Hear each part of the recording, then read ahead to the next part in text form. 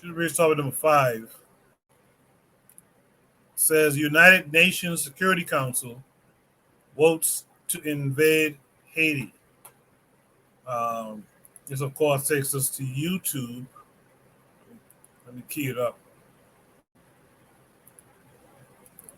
Share it with you guys. This takes us to YouTube. Short video. Actually, no. That's the wrong video. Damn it. Let me grab this again. Grab this again. Yeah, so this is the right link.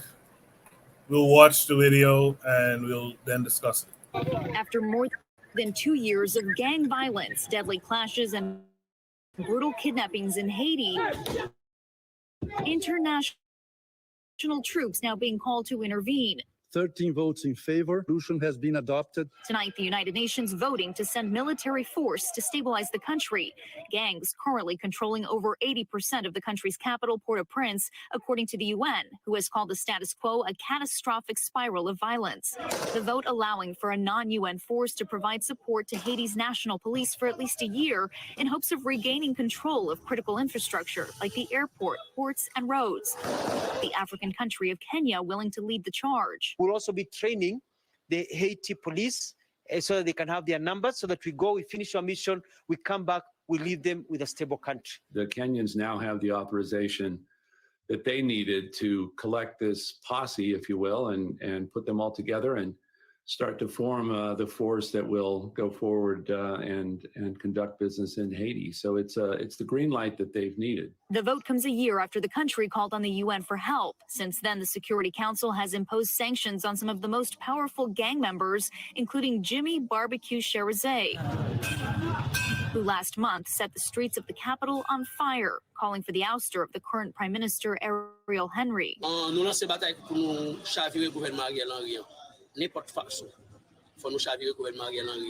Gang members holding weapons at the ready, some keeping their faces covered, though their gang leader says they have nothing to hide.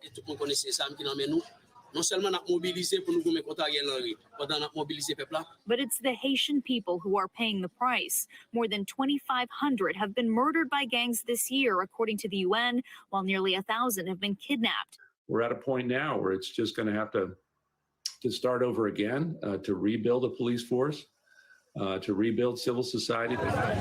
The recent surge in violence pushing tens of thousands to the Dominican Republic, forcing the neighboring country to shut down its border with Haiti on Friday. The bloodshed, now an undeniable cry for help from the international community.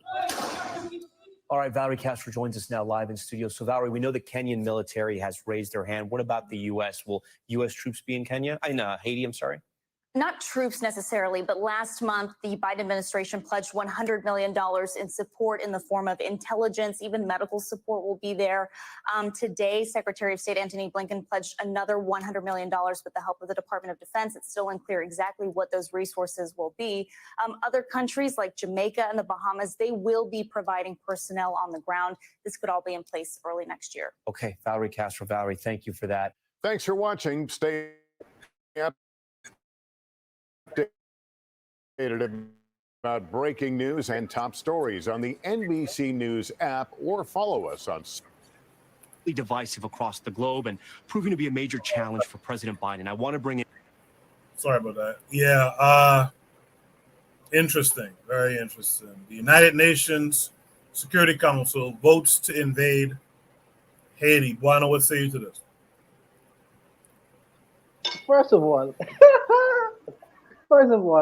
how could a group of countries outside of the country that they want to invade come together and say, okay, now let's invade another man's country? How you can invade another man's sovereign? That's a declaration of war. It's a declaration of war when you say outright that you want to get together, or you want a group of your friends to get together and invade a country. Invasion of a sovereign nation is a declaration of war. Obviously, the people are going to defend themselves from being invaded, and rightfully so. Because if these countries were invaded, then the citizens of that countries would have stand up in defense, even though you might label them as gangs. A bunch of people getting together as have they called themselves gangs? Maybe they have. Who knows? Who knows? But the internal squabbles of Haiti, right, should be, I feel, should be corrected by Haiti and the neighbors and the countries in which Haiti affects the most. Maybe Jamaica, maybe the Bahamas. These are the countries who are affected by the internal politics and what happens in Haiti the most. And even the United States, I would say. I would even say that. I would dare say that. Because there are many Haitians who traverse the waters of their own personal country and go into Haiti.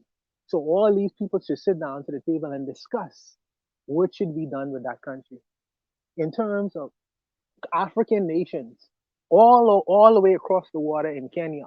The Kenyan government decided to say, well, we're gonna invade that country. Oh, who asked you to come there? I don't know, but they voted. They voted. I noticed the actual um, discussion was that 80% now, which is another lie, because it's for Western news and they always lie. After more than But they say that the what's happening is going on in Port-au-Prince. Port-au-Prince is just one part of Haiti. There are many parts of Haiti, just as there are many parts of Jamaica, which is there as many parts of the Bahamas. Something is happening in Nassau. It don't mean the whole country need to be subjected by an invasive military army. Because what goes on in Nassau doesn't necessarily mean it's happening in Eleuthera or it's happening in Andros or it's happening in Freeport. Just ridiculous. It's in one part of Haiti you see troubles going on there. You know, granted, it's a mean section of Haiti, Port-au-Prince, but that don't necessarily mean you have to invade the whole goddamn country. Because an invasion is an invasion of the whole country, not just a particular portion of it. So when one group of people say we're gonna invade your country without a request by the actual government itself, say y'all could come in and come fix our country, that's a problem. And now people who don't have a brain in their head, they're gonna look at that from a distance and say, oh, yeah, there must be gangs in Haiti and these people are doing bad and this and that. It's just really one portion of the discussion. And as I say, when Western media says something, you better do your due diligence to make sure and certain that you're on the right side of history because they lie continuously, you know. But like I said, I believe that the neighbors of Haiti, if they are asked, they should go in and try to render assistance. The Bahamas being one of the countries who is very much affected by what happens internally in Haiti and Jamaica and the United States. I don't mind them to sit down and discuss how they can help and assist in terms of trying to help stabilize that country if they can, you know. But like I said, man, I would just leave it there. I don't know enough about this particular situation that's going on here right now. There's so many nuances that happens in Haiti and in the Caribbean, and really you have to be close to the situation to really get some good understanding, you know. But from where I stand, I would just say that the neighbors of Haiti and Haiti itself need to work with one another in trying to correct the situation that's going on there, if requested to have some foreign element like the government of Ruto and the government of Kenya coming all the way over here. You couldn't give them access in African Union, status in African Union, but you could come to Africa. They could come from Africa to say, okay, well, we need to help govern y'all. Y'all are invading force. And that's how I look at these guys. That's how I look at them, you know. But and I think that the Bahamas really much on the wrong side of history. But that's neither here nor there, you know. But like I said, I would just leave it there and let the other brothers on the panel go. Well, just me, you, and Black Steel. Black Steel will say you. So my heart goes out to Haiti, man. It it's heartbreaking to see what this country is going through and what they're enduring as a people. And we know Haiti's history. We know Haiti is the site of the only successful slave revolt in the history of the world, the first Black republic in the Western Hemisphere. We know that the Western powers have decided to punish Haiti for all time for daring to fight back and gain their freedom by force of arms instead of waiting for white people to grant them their freedom. So when I see the struggles of the Haitian people, I know that the reason behind that is because they dared to stand up and strike a blow for their freedom. They were able to defeat the great Napoleon on the battle. Not, Napoleon sent his brother-in-law, his cousin, or some relative. They were able to defeat Napoleonic armies, the British, the Spanish. They took control of the island, and this has been a black eye for the West, for the slave-owning nations of the world for centuries, and they've really got a hard on for Haiti to make sure the Haitian people suffer as much as possible because of this. I've heard white evangelical pastors, Pat Robertson in the U.S., say that the Haitians made a deal with the devil to get their freedom because there's no way that African people could defeat Europeans on the battlefield without having supernatural assistance. So just the type of rhetoric and the bullshit I see coming out of Haiti. And with these guns, my concern is that, where are the weapons coming from? Because I know Haiti doesn't manufacture weapons. These weapons are coming from probably United States, no doubt.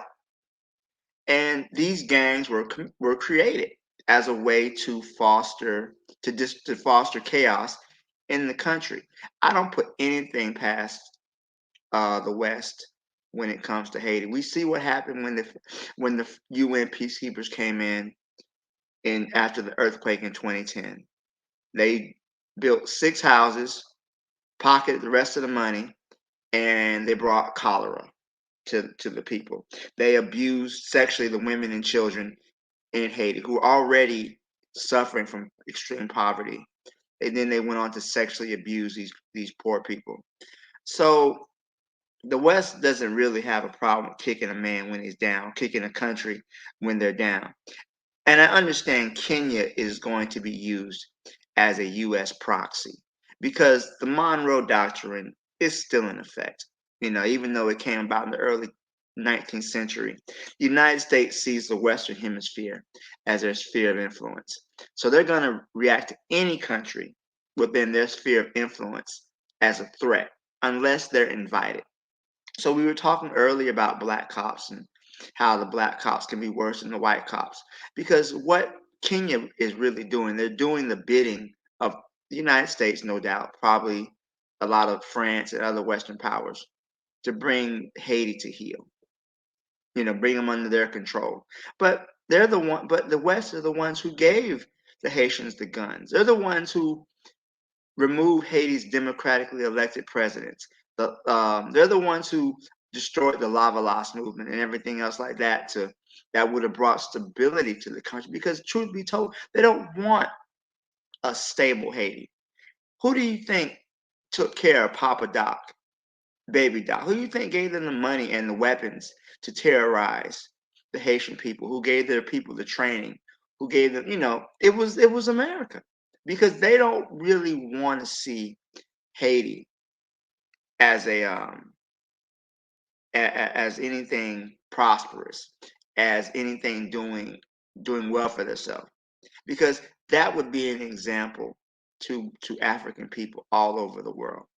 Haiti's neighbor, the Dominican Republic, they're trying to block their access to a river that's been shared between them for years.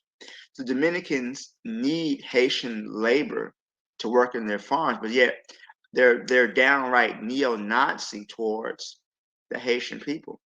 It seems like Haiti has no friends. They have no allies within the world, and the world just looks back and sees them being destroyed, see their land being taken, their people starved, and this orgy of death and violence being set loose in this country. But the minute a stable government were to arise, oh, it's communist, it's socialist. We can't have that. Then they're going to start, claiming this government is affiliated with Cuba or Russia or whatever the fuck, doing their best to overthrow the government. It's just heartbreaking to see. I really want the greater, and not Kenya, because Kenya is like, again, I believe they're doing the bidding of the West. They're doing what is desired by America. Because Kenya is, I don't believe they're doing this out of the goodness of their hearts. But the U.S. knows what a U.S.-led invasion, how that would look on the world stage, and they know that that would be an embarrassment to them. So they want the Kenyans to go in there and get their hands dirty. And of course, the Kenyans being a good U.S. proxy, they're agreeing to it. Why is it that we don't ever, when we respond to Haiti, we only respond more weapons? They only respond to more troops, but they don't really give the Haitian people what they really and truly need. So I'll leave it there. Again, this is just a horrible situation to see. My solidarity goes out to all oppressed people in the world. You know, Haiti most first and foremost because of what they represent to us. So I'll leave it there. Thank you, Coco.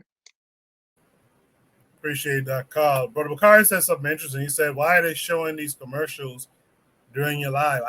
I didn't even know that was a thing. I didn't know that was a thing. Maybe it's because I have ad block on my devices. I don't see it coming up during other people's lives, but I honestly didn't know that was a thing. So I'm not sure. Trigabi 262 plus says Kenya went from Mau Mau to this. That's why I always respect the countries who are able to keep the continuity. Bakari says we just have to be training to fight back. And if we have to get rid of Kenyans to get the big dog, shit, that's what we must do.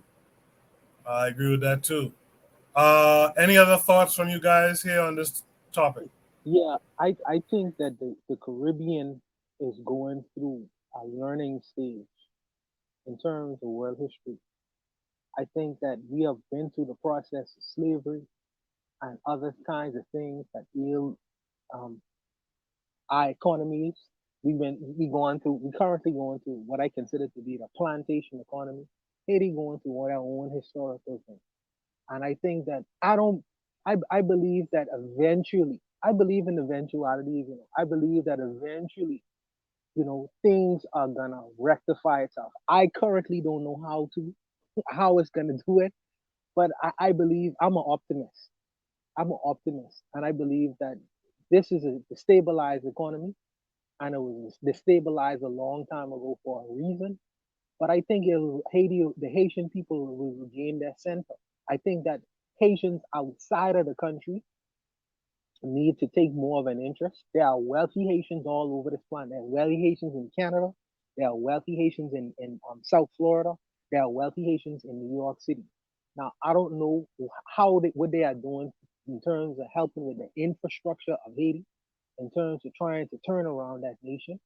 But I think that the Haitian people need to be front and center in terms of trying to turn around the economy of Haiti. Don't just leave and go to a better circumstance and then forget about what's going on in the home country. If you consider that to be the home country, if you consider that to be so, I think that, like I say, I think that there are intelligent Haitians that exist all around the world globally, and they could use the assistance. I think that internally within Haiti, I think that the Haitian people need to coalesce with the people externally and try to do things to aid and help. When Black Steel, and I know Black Steel don't mean this. When Black Steel say Haitians have no friends, right?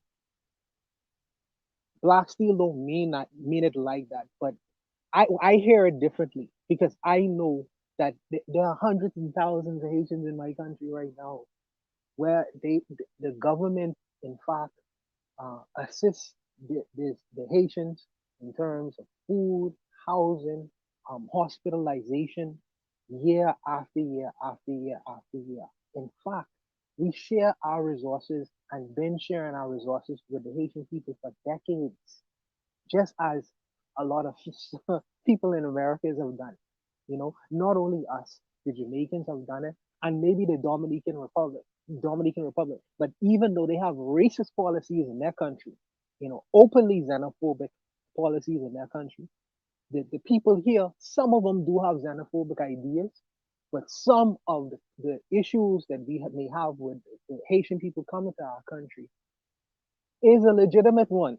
Is a legitimate one because you know after a while, when you continuously sharing your food and people continuously coming, the food is gonna eventually share out. So who are you gonna feed first? Either you gonna feed the people in your house or you gonna feed your guests, even though they're your brothers and sisters and cousins. The inclination will be to feed your own daughter, your own sons, or your own house first before you start feeding the houses of the children outside of your house. You know, that's the inclination to do that. But I can't say that we have been not friends of Haiti. For decades, we've been friends. We've been active friends of Haiti. We've been at the service of the Haitian government and the Haitian people for decades. This is the reality. And I think that maybe not other people have done so, but I could only speak for this country and what I have seen this country um, actively doing in support of aiding the people who leave on ships in the middle of the night to try to find themselves on the shores of the Bahamas. What the Bahamian government have done for the Haitian people, not only through the decades, but when there is tragedies and traumas that exist, But I don't know, man. It's just a difficult situation, very, very difficult to pass through. But I wish the best for that economy. I know that the Haitian people are actively trying to do that some things right now in terms of tourism. I don't know if that's the best course because it's a lived through experience here. But I know they have actively been trying to work some different kinds of industries within that economy. Will it be successful? I don't know. I really don't know. I think infrastructure is the key.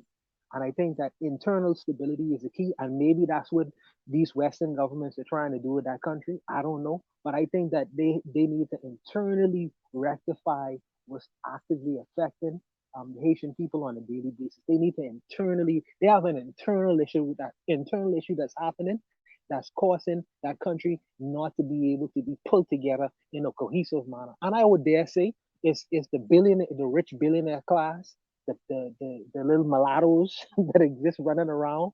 I think that they have been benefiting through the chaos for a very long time. There are people who actually benefit from catastrophe and chaos. I don't think that most people don't understand that there are many people who benefit from keeping a situation chaotic. Many people, and these are unseen people, But I wish that economy went well, and I wish the people of Haiti well, man. But I would just leave it there. I would just leave it there.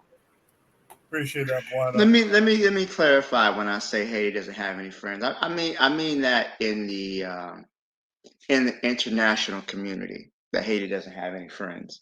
So when we see what's happening to Haiti, the rest of the world gives lip service. But I distinctly remember how Haitians were treated trying to cross over into Mexico. I mean, into the U.S. from Mexico a couple years ago. The border patrol was on horseback attacking these people. Um, I remember the U.S. policy towards the Haitians who were trying to come overseas, as opposed to the Cubans. The Cubans would be let in, the Haitians would be sent back. So I know Haiti does have friends, especially amongst the diaspora. But I was just saying, in the larger international community, we see that there's not really a much support for Haitian sovereignty. Cuba might be the Cubans are really, they've often been at the forefront of speaking out positively for oppressed people. But I just say that when I say that, it's just really more. I mean more on the international stage.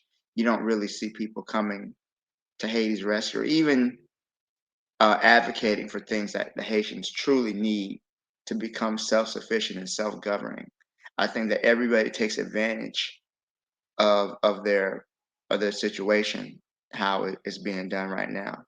Just currently, how just like we can see now, even the most progressive elements in the U.S., all of a sudden they're supportive of genocide now.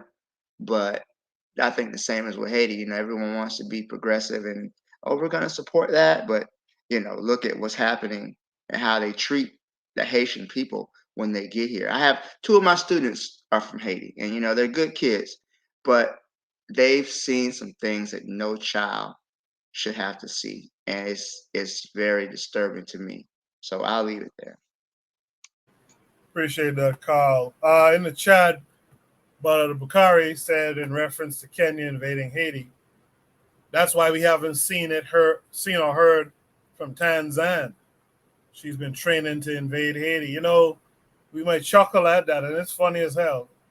You know, sometimes you got to wonder sometimes. I'll just say this.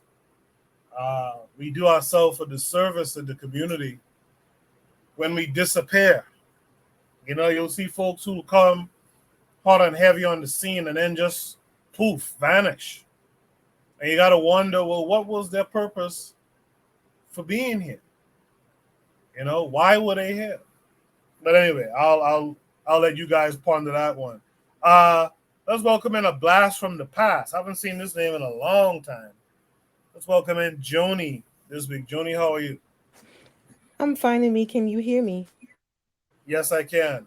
Oh, Joni, you're from Haiti, correct? yes, I am. All right. So speak to what we were talking about. I just like to take you down memory lane for a little bit. What we're going through right now is we have an internal battle going on, which is like a big thing. The demilitarization of Haiti started really in 1995. We had one of the oldest militaries, army in the Caribbean. We had it first. So this was a plan that happened like 40 years ago. Aristide came in. I think I spoke to you about this before. Aristide came in, and when he came into power, the first time he was, they gave him a coup d'etat. The second time, the Clintons came in, and he signed policies to demilitarize Haiti. Also, he destroyed the agriculture. So what we're going through, this is an internal battle. People in Haiti, we need to have a focus and a similar agenda. It's like this faction want this faction want that. We got to get together on one accord. We're like all over the place. That's what I feel. Hello? Joni, what do you think is the one accord? The one accord. What would you say? For me, to tell you the truth, I'm more of a hard body. Before food, before water, before anything, we would need our military backup. We would need our military backup ASAP. And then obviously agriculture, education, health, but we need our military. Haiti has resources. This is a geopolitical fact. They found resources. America needs our minerals. They found this resource that we have in the mountains. Everybody knows about this. This is why America pledged $100 million for Kenyans to come in, because they need a black face to come in. Because right now, all over the world, America, people are not happy with America and Europe. So they need like a black face like Kenya. And I'm very surprised at Kenya. Like I'm so sad that they were able to come, that they want to come and subject us in our own country. But if our own countrymen don't treat us right, who is to say another person's going to treat us right? You get me? Yes, ma'am. So I think our own people sold us out. Aristide stole us out. From Aristide, it was Michel Mateli. The Dominican Republic has been paying our politicians to water down. It's just, it comes from the top. Then we have outsiders. Like, for example, I was born in Brooklyn. I went back to school in Haiti. I went to school with people from their children. Their grandparents were from Lebanon, in Syria. They will come into Haiti poor. All of a sudden, they paid a politician to get like a contract with the government, and now they're super rich. These same people who came in with flip-flops and a backpack, now they're super rich, and now they said that they're not Haitian. Like, why would you want to stay in the country? Go back to your own country. We even have people from Palestine that comes into our country and they abuse us. So it's like the abuse getting abused, hurt people. So I think moving forward, we have to be on one accord, and we have to be very hard body. The people that doesn't want Haiti to move forward and you're Haitian, you got to be out. The people that do want to move forward, we're on one accord. We got to, the Jews did it, everybody else did it. We're not the only country that's going through this. We're not the only country that went through this. Ethiopia went through a famine that lost 2 million people. Rwanda had a genocide for 1.1 million. We can survive this. I know we can, but we have to be hard body, meaning we have to start going after the people that sold us out. Joni, earlier, the brother Buana Hagaziki on the panel, he mentioned how the folks who have left Haiti and are prospering in other countries, some Caribbean countries, America, often France, etc. He said that those folks need to really return and affect some change. Do you agree with that? Of course. So for example, but the US is putting a stop to this. We have 3 major men in Haiti. Uh, I don't know if you guys know the history of the 4 horsemen in Haiti. Dessalines, Toussaint Louverture, Boyer, and Christophe. They were like the 4 generals, 4 strategic generals that brought about our freedom, right? So when one died, the other one took over. The one died, the other took over. So we have this thing, we call them the 4 horsemen. So right now we have 3 men in Haiti that are doing really good work. One is Komase Miskade. He's going after the gangs. Of course, they're not going to tell you this in America. He's going after the gangs hard body. Matter of fact, he was able to isolate his area in NIP. It's called NIP, NIP. And the diaspora send him 2 armored vehicles. They send him drones. They send him bullets. They send him this. We did a GoFundMe for almost $200,000 and the United States stopped it.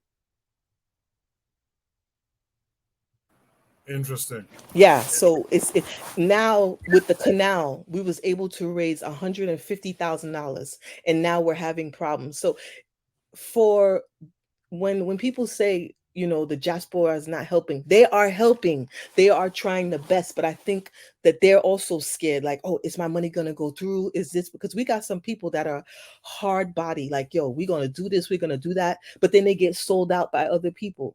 It's just it's only Haitians that are gonna have to free Haiti. Nobody else can come in because we don't respect other people's authority. And every time somebody comes in, the UN, the Brazilian shoulders, they come in, they destroy Haiti, they leave. They could never stay for more than 7 to 10 years because the Haitian people don't want them there. We do this, we do that, but we don't want our own government. When you talk about a Haitian person, you tell them, oh, Aristide did this. Then you have a camp of Aristide. Oh, Lavalas people were good. Oh, he tried his best. But this guy sold the country out. It's on papers. And some Haitian people still believe in him. This guy was so poor and now he is so rich. He talked about the Milad. I'm a mixed person myself, so I'm not gonna say that all mulattoes are bad and all this and that, because that's the color game that they play. Because during the revolutions, mulattoes played mulattoes, matter of fact, financed the war because it was the mulattoes that was the richest people. They were more rich than the French masters.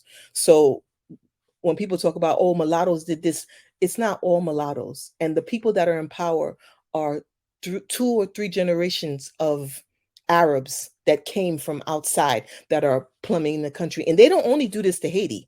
They do this to other Caribbean countries. They come into the Caribbean countries, they come in poor, they get contract with the government, and then they suppress the population. But we have to look at ourselves as Haitians and say, what did we do so we can never do it again? How is our politicians getting away with this? How are we not fighting back the politicians? How we're not asking the UN to say, listen, Aristide needs to be arrested. Ariel Henry needs to be arrested. Dominican Republic had the soldiers that killed Jovenel. They came through Dominican Republic. How are we not bringing these sanctions up? Every time that we want to do something, it's our own Haitian people that sell us out. You know, so we got to figure out, and I tell Haitian people all the time, we can't live Western values. That's not our values. You don't want Duvalier, you don't want this. You got to want something. And right now, we have to go hard body. We have people that's willing to help us. Cuba's willing to help us. Venezuela's willing to help us. So what are we going to do? We're just going to put our hands in our pockets, like, you know?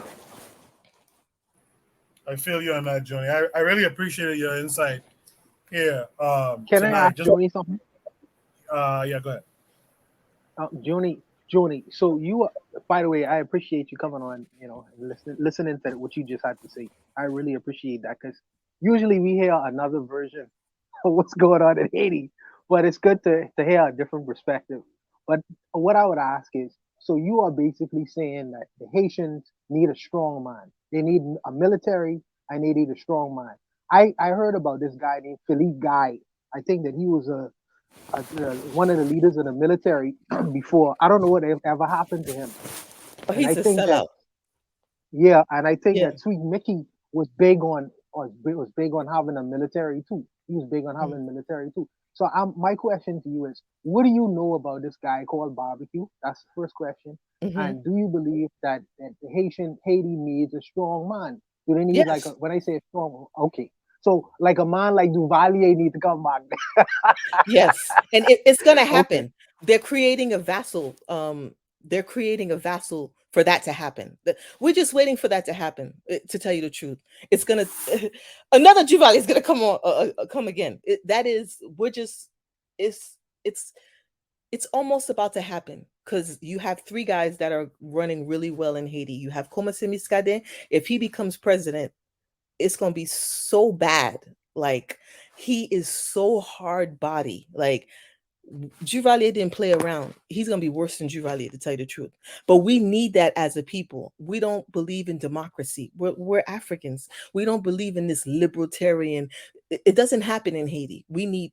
My grandmother used to say it all the time. We need a strong man to control us. It's always the leader, then the people. It's not the people, then the leader. Yes, the people are taking initiatives, saying that they want to fight back the gangs, but we have sellouts in our country. We have people that don't have their family in Haiti, take money from America, sell it out, but their time is about to wean out.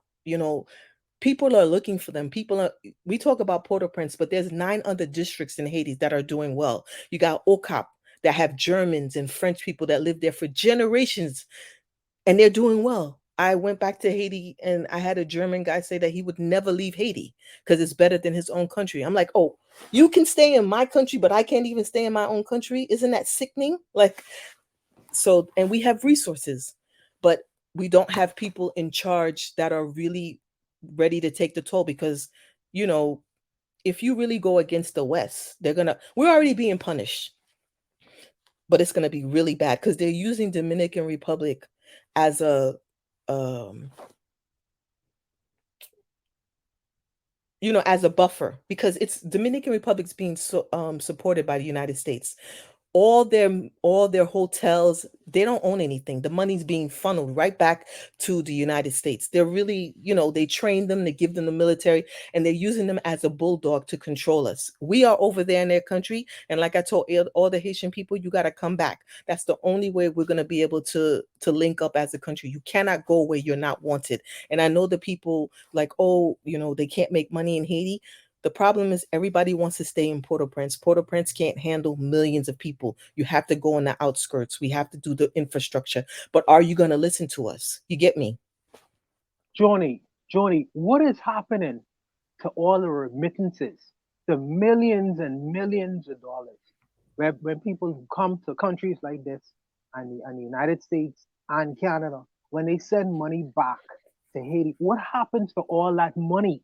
What do you mean? The people that are the When diaspora, or you when the saying diaspora sends money back to Haiti, why is it that it's like, where's that money going? Because it's like by now you should see at least much more infrastructure and organization is happening on the ground because it's millions of dollars are going back there. You Yeah, know but what I it's mean? going to the schools. It's going to feed the people. It's going to pay the hospital. It's not only going to Port-au-Prince. Remember, we have 9 other districts. We have Okap. We have Jérémy. You only seeing what's happening in Port-au-Prince. Port-au-Prince can be taken over by 3 days with a good military, a good police force. Suffocate Port-au-Prince, make people leave, and go after the gangs. They were doing it before. You saw that the people were going after the gangs. It's Ariel Henry that stopped it because it was the police and then it was the people after. So Port-au-Prince can be suffered. The remittance are going to the people to feed them, are going to different districts, are going to schools, are going to the hospital. They're paying the people's housing, they're paying this. So the remittance are happening. If you're talking about the aid that came from Canada and the US during the first earthquake, you got to ask Hillary that, because she took all the money. Hillary and her husband took all that money. The Haitians didn't get any of that money. So, Buana, I'm sorry, before you go, Yeah.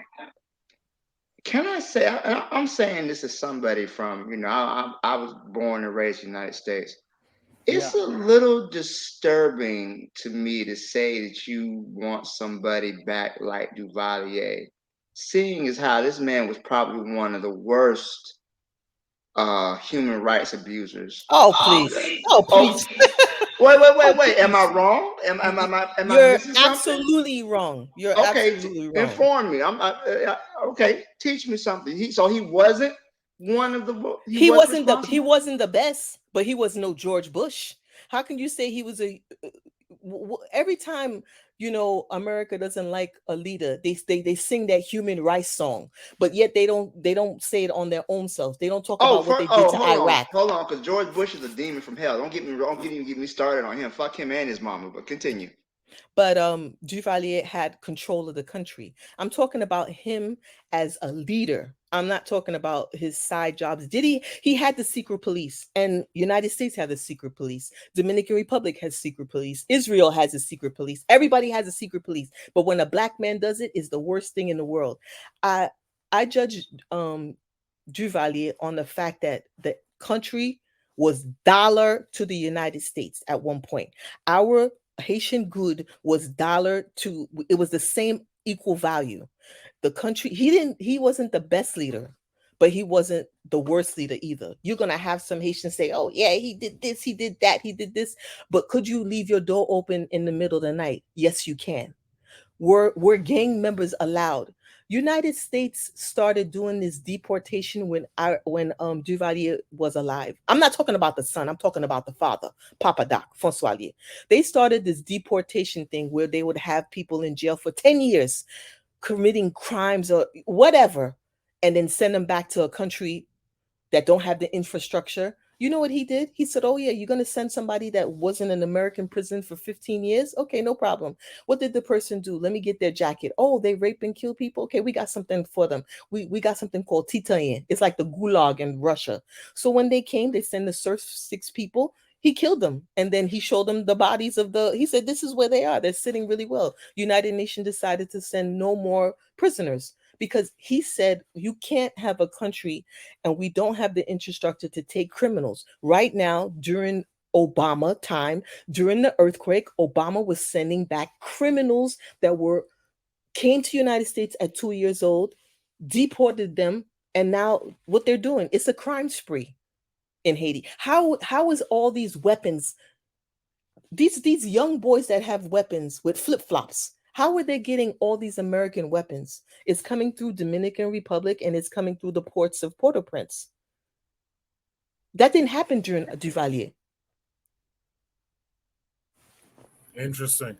Shout out to the Hash Valley podcast in the chat. And shout out to our brother Bakari, who joined us on the panel here. Bakari, how are you this week? I'm good, man. How you doing? How the panel people in the chat? Yes. I want to. I heard when she was talking about the Clintons stealing money, and Joy. Yeah, I can't. What's her name? Joy.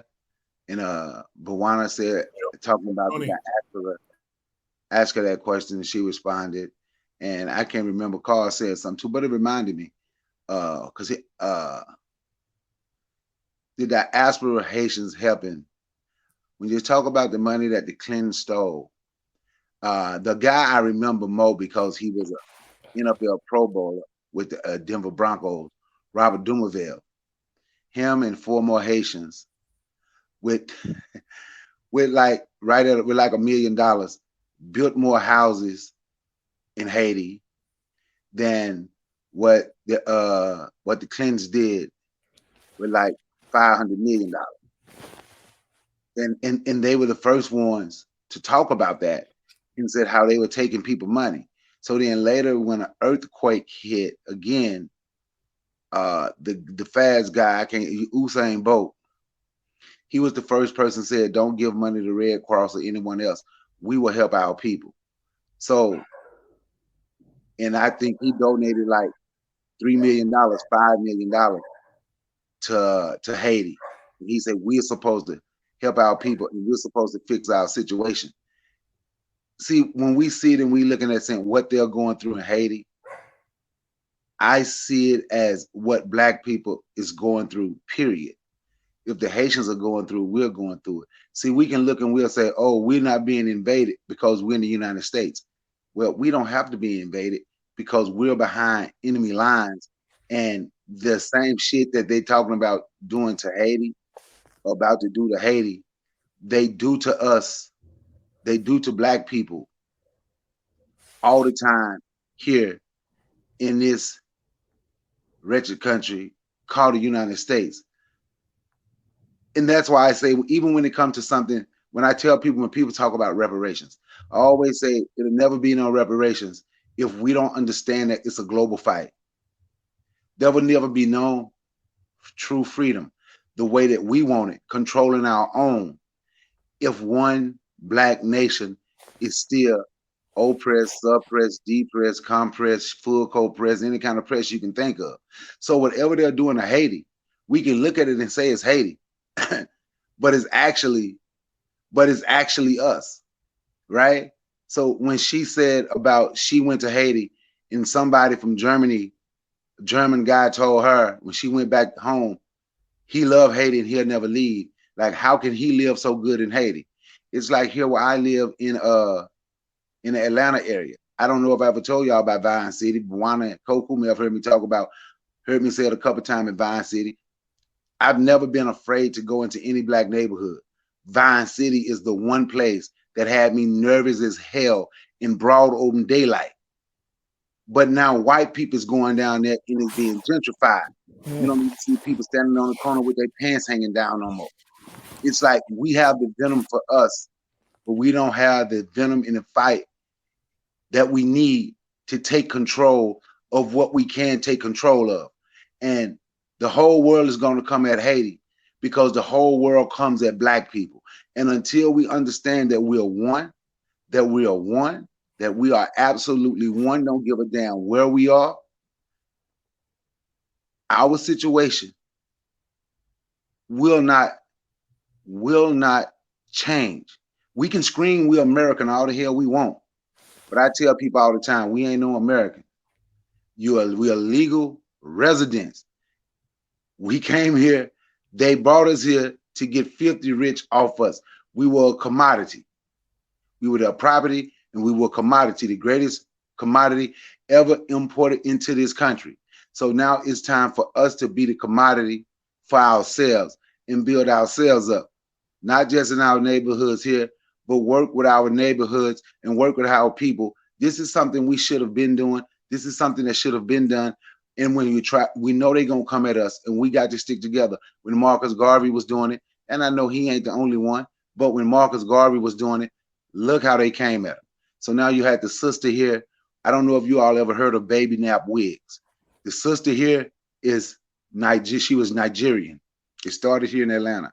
Her husband was Haitian. And she got to the point where she could distribute and make and manufacture her own wigs. And China tried to get her to bring it, her plant and stuff. And she was like, she's not Chinese.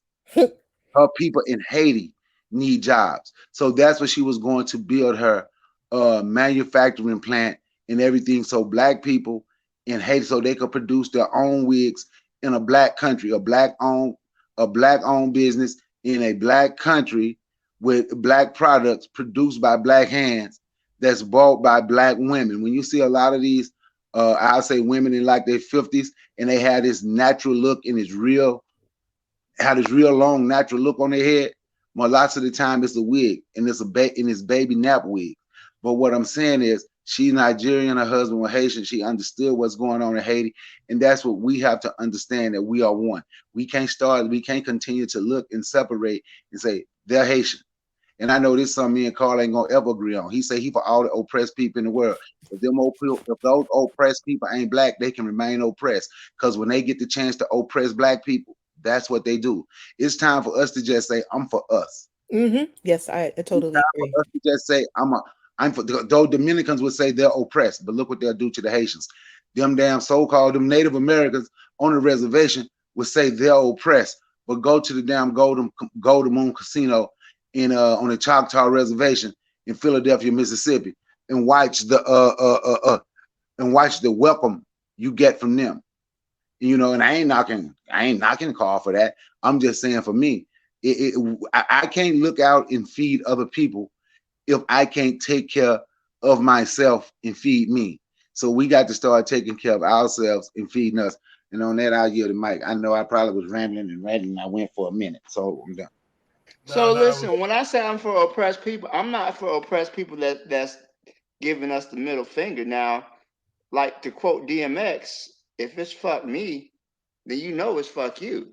But if you showed me that you have some level of solidarity with black people, then I'm going to respect that. But like you said, I've never been to the Choctaw Reservation, but I've been to the Cherokee Nation, and I've seen the Confederate flags that they fly out there in North Carolina. So fuck them.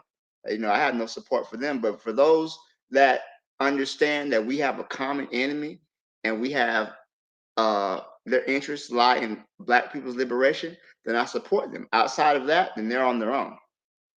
Okay, you know what? I get that. I find something interesting. Let me say this right quick. I get that. Black Steel, I get that. And I understand exactly what you mean. And there ain't no problem with that. So, and I mentioned the Native Americans. So the problem with that, the Native Americans that actually had our back, they just took them and just made them motherfuckers become, pardon my French, and just made them become Cherokee or Choctaws. And now y'all got to become part of the like the Natchez Indians. They just took them and made them. Y'all got to go be. Some of them was just forced into the Cherokee. Some of them was just forced into the Choctaw. So 200-300 years later, they just Cherokee and Choctaw now. But those are one of the tribes that actually had our back. So I do understand. I do understand what you're saying when you said what you just said. I just want to say that. I'm glad that Joni came on this show to show some variance in the terms of how the diaspora thinks, in particular with Haiti, because some people, when they hear the words Duvalier, you know, in a white person's head, that's a complete enemy. You know what I mean? But there are some Haitians who love Papa Doc, and there are some people who despise Aristide. Some Haitian people despise Aristide. Joni just happened to be one of them. But last week, when Arzuli was on the show, Arzuli sounded like he was an Aristide guy. You know, I was an Aristide guy, but I questioned the second time he came into office. So I'm glad that she came on to show the variance of opinion on this guy called the Valley, because the Western world sees him as a complete enemy. Not so much Haitian people. You know, not so much. You know, it depends on which Haitian you're talking to. You know, so I'm glad she had some opinions on the Valley that's different from the norm, and it was kind of like it's refreshing because you don't usually hear that. But I'll leave it there. No, I agree with you, Buana, because, you know, again, we're fed so much propaganda within the news that you really don't know who to support and who to be against. Because usually, if the West is supporting somebody, you probably should be against them. If they got a problem with them, you probably should be supporting them. So usually the opposite. So it's always good to hear a perspective from someone who actually experienced that. So no, I agree with you. You know, something when you I can't remember the name. I wasn't born during Papa Doc. This is something that I read and my family used to tell me. And then when you look at the economy of the country, you say, oh, wow, you know, I'm not saying he was the best. He was ruthless, but at some point you have to be ruthless when you're creating a country and when you're sustaining a country. Did he do a lot of mistakes? Yes. I don't mean to cut you off. I think, and I want to get 2 more points out of there, but just go and then I'll add 2 more points. Bakari. Oh yeah, what I wanted to say was when I can't remember the guy who she was talking about with Black Steel, and she was like that wasn't true, and it reminded me of the things that I say about Idi Amin, and when I talk to people from who I actually know who live during Idi Amin's reign, excuse me, from Uganda, Rwanda, and Kenya, and the people that I've met from Rwanda and the Kenyan, right? They love, and the ones I met from Uganda, they love Idi Amin regardless of what the news said about him here. They talked about how the news lied on it.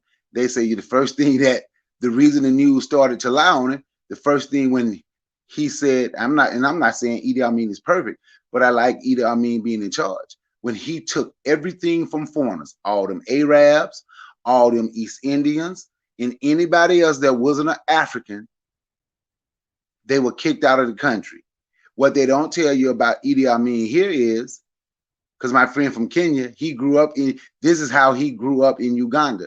His parents, Idi Amin was reaching out to African nations. If you were Black, you can come to Uganda and we will help you. And that's how his parents ended up in Uganda with a business, because Idi Amin was reaching out to country 7. So when they say Idi Amin gave all of this stuff to everybody that was just part of his tribe and part of his clique, I come to find out from people that's there and lived during that time, is like, that is not true. Because the guys I'm talking, they were like completely different tribes, wasn't part of the crew. Idi Amin was reaching out to Black people. And I can't even remember the president name that took Idi Amin's place. If anybody can say, do anybody remember the guy who came after Idi Amin? Yeah, his name is Milton Obote. Now, if you read him, what stories do you hear about him? But then you read and see what people say about him, and what they said about him, what they wrote about him. And I talked to my people about that, and they was like, they're telling the truth. They say he was the one who was actually killing people who wasn't part of his tribe. And when Idi Amin said they were trying to kill him, he was trying to kill Idi Amin off. And they say he actually killed. They say he actually genocide. The guy was telling me he actually genocide probably like 1 million Kenyans. But the point, I said all that to say, I understand what the sister was saying when she was like, that's not true. That's what they taught us here. And if we don't, and like Bawana just said, and then Carl was like, teach him, because he didn't know, right? We know what we heard over here and what somebody may have wrote over here. But if we don't talk to people from these places, and if we don't talk to our people from these places, we will only go on the story that they want to spin to us, because they want us to keep some negative image of our people in our head at all times, especially if that person was doing something good.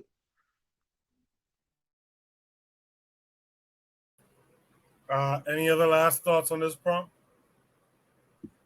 Okay.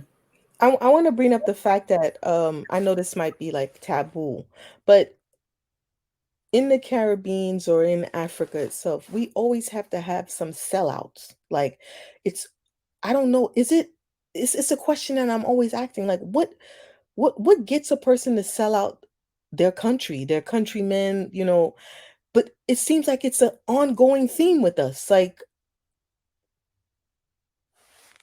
So I don't think that the sellout thing is particular. I'll say we don't have a race first. We don't have. Carl, go ahead. I was just saying I don't think we have a race first ideology, and also like Harsh Valley Podcast said in the chat, economics is money. These guys can out reward us, But go ahead, Carl.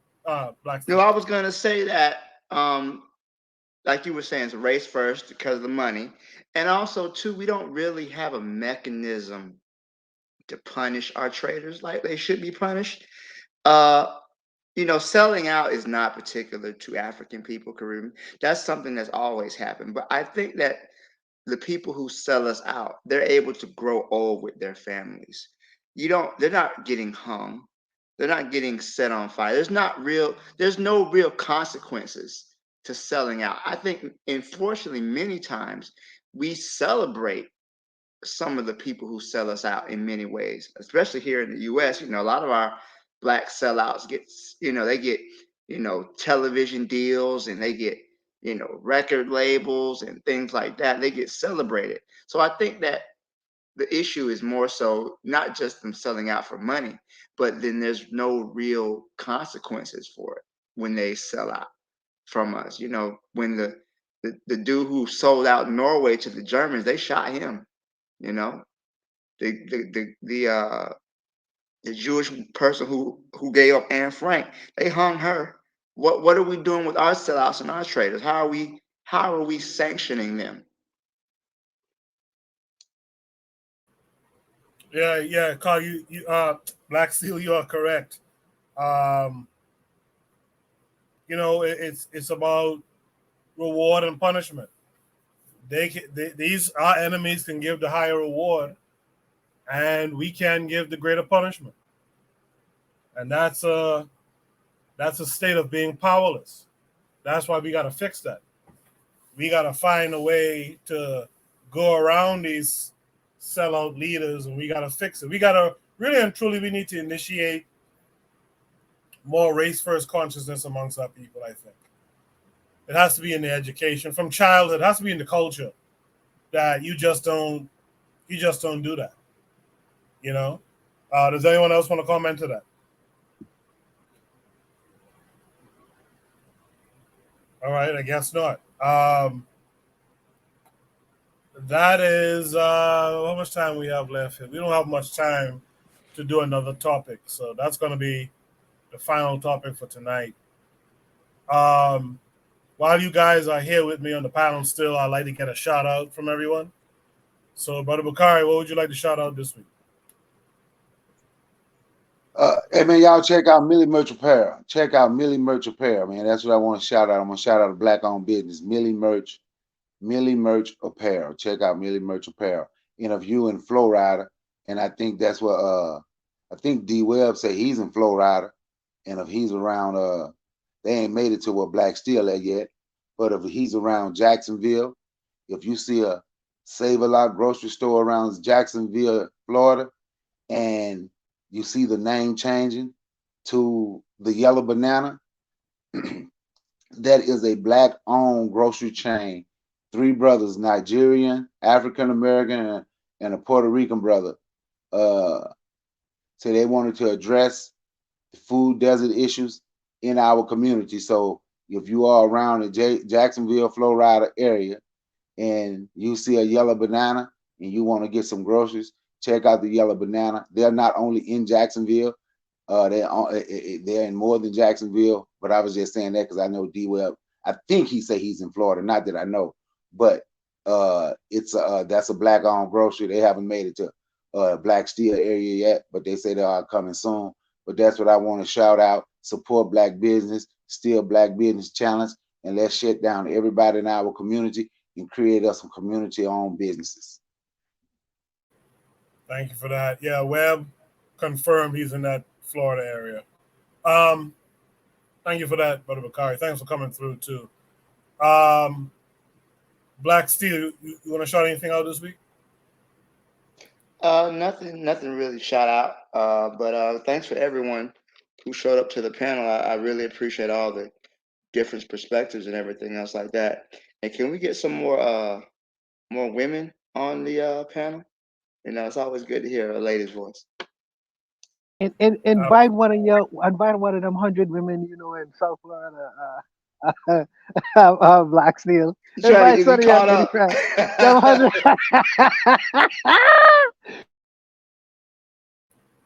Yeah, but it's true though. Nice conversations really come out when we have both black men and black women on the panel. With that said, Joni, it's been a while since I've seen you. How have you been? I've been And okay. I'm sorry, so sorry. How have you been? I've been okay. You know, you gotta it's getting wild in America. right, right, right. But I You want want to to shout out, yeah, I want to shout out the West African countries that are coming together. Some East African countries like Rwanda, Ethiopia, Eritrea.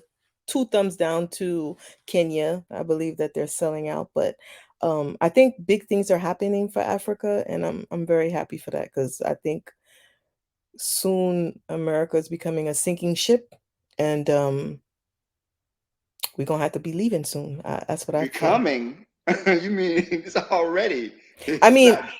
like if you're right, but we're gonna have to make a choice if we're gonna stay or leave, like because I wouldn't want to be here if there's a depression. appreciate that, Joni. You know, the invitation is there for you to join us as often as you see fit. By the way. I definitely will. I definitely will come back more. This came across.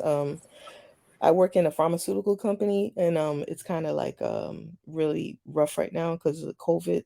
So that we have like super orders, but I definitely will. I love this shooting the breeze. I love hearing all you guys' different opinions, and it just made my night tonight. Appreciate that. Last but not least, Wana Gaziki, what say you? What do you want to shout out this week? It's been a very interesting show. Shout out to Junie M first of all for giving a female perspective. The Haitian sister has brought a different dynamic. Let me say that in regards to the how Haitians feel about a particular thing, because well, I'm even gonna go there. I really appreciate her perspective on things. As far as the brothers tonight who contributed, shout out to all of them. They've been very good in their contributions, very good. You know, shout out to you too, Koku. For keep bringing it. As far as you mentioned something to me that piqued my interest. I would hate to think that our sister had nefarious intentions in coming here and just leaving all of a sudden. I would hate to believe that, where our names are some on some file somewhere with our pictures. But even if that was to be the case, you know, I don't get when I express who I am and what I am, I don't express that lightly.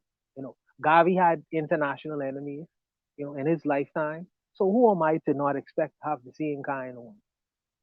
So and Gavi went through the same kinds of different things in his lifetime. So I expect to have naysayers. And it'll be unfortunate if that was one of our naysayers. That would really be unfortunate and hurtful. But that's something that I'll have to just get over and deal with because I love that system. But like I say, shout out to everyone who contributed to the panel tonight and give good commentary. And I'll see you all next week. So, Juana, they ain't talked to you at work yet? Because I know they talked to me.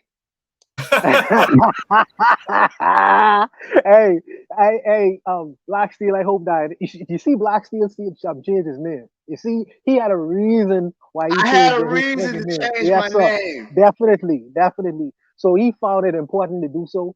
But even if that's the case, you're playing a game where we all of us know that we are open to the global world and our comments are being heard from the global world. So we may not necessarily know how to come back at us, but you just have some testicular fortitude and keep on going forward. That's what I would say. Keep on walking forward. No fair, man, no fair. But I'll leave it there, man. Yeah. Thanks for reminding me about that comment. That comment is really a general comment using a particular example. I think Bakari was joking when he said it, but it made me remember a thought I had about these things from before. When I see folks coming in real hot and heavy, and then just like that, you just kind of disappear, you fall off. I don't know, man. I have to view that with some suspicion. I think rightfully so. And I think we should be aware that what we're doing. There'll be folks who definitely are oppositional to us even being able to articulate the thoughts that we articulate. Much less having certain ideologies. So let's just be mindful of it, and also we need to be mindful of it. It's like if I just disappeared off the face of the internet, I just disappeared one day, no nothing, and you just don't you'll have to wonder what was up with that dude. So just keep those things in mind and be safe out there, everyone. You guys be good. We'll be back next week. Bring a friend next week. Let's try double the numbers next week or triple them even. You guys be good. Check out all the other shows on KWAZ Radio. I'll be back with you guys next week. I might be back during the week if I could get it cleared up to comment further on that trigger happy comment. So look out for that. But until next time, you guys be good. Before you go, please. I got somebody I want to bring on your show and you interview him. Okay. He been on my show before. I done said all this and I had a brain fart and forgot his name. I'll find my show. His name is David. He do music and everything. His David Benton. He's a good brother though. He's a good brother. He's a good positive brother.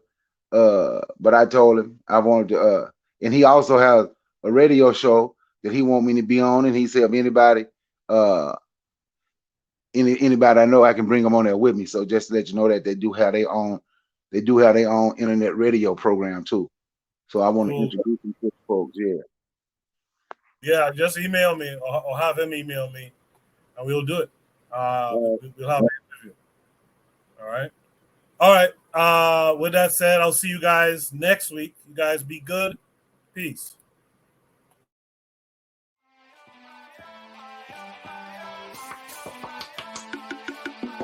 Thanks for listening to the Bitter Medicine Podcast with your host, Koku. If you like what you just heard, we hope you pass along our web address, bittermedicineblogs.com, to your friends and colleagues, and share our show to all your social media. Be sure to check out our archive section on our website for previous podcasts. This has been a KWAZ radio production. Join us next time for another session of the Bitter Medicine Podcast. Follow us on Facebook at Bitter Medicine Show, Twitter, Bitter Meds, Tumblr, Bitter Meds, Instagram, Bitter Medicine.